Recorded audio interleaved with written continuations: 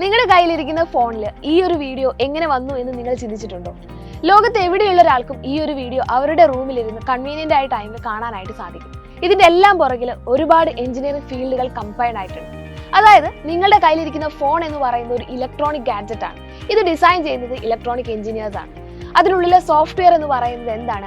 Computer science engineers ആണ് design ചെയ്ത് വരുന്നത്. അങ്ങനെ ഇത് മാത്രമൊന്നുമല്ല, ഒരുപാട് എഞ്ചിനീയറിംഗ് ഫീൽഡുകൾ കമ്പൈൻഡ് ആയിട്ടാണ് നമ്മൾ യൂസ് ചെയ്യുന്ന ഒരു ഫോൺ പോലും ഉണ്ടാവുന്നത്. ഇതുപോലെ തന്നെ ഡേ ടു ഡേ ലൈഫിൽ ഒരുപാട് കാര്യങ്ങളുണ്ട്. നമ്മൾ യൂസ് ചെയ്യുന്ന ബ്രിഡ്ജുകളായിക്കോട്ടെ, നമ്മൾ താമസിക്കുന്ന ബിൽഡിങ്ങുകളായിക്കോട്ടെ. ഇനി നിങ്ങൾക്കും എഞ്ചിനീയർ ആവാൻ താല്പര്യമുണ്ടോ? ഇതുപോലുള്ള ഒരുപാട് കണ്ടുപിടുത്തങ്ങൾ കണ്ടുപിടിക്കാനുള്ള ആഗ്രഹമുണ്ടോ?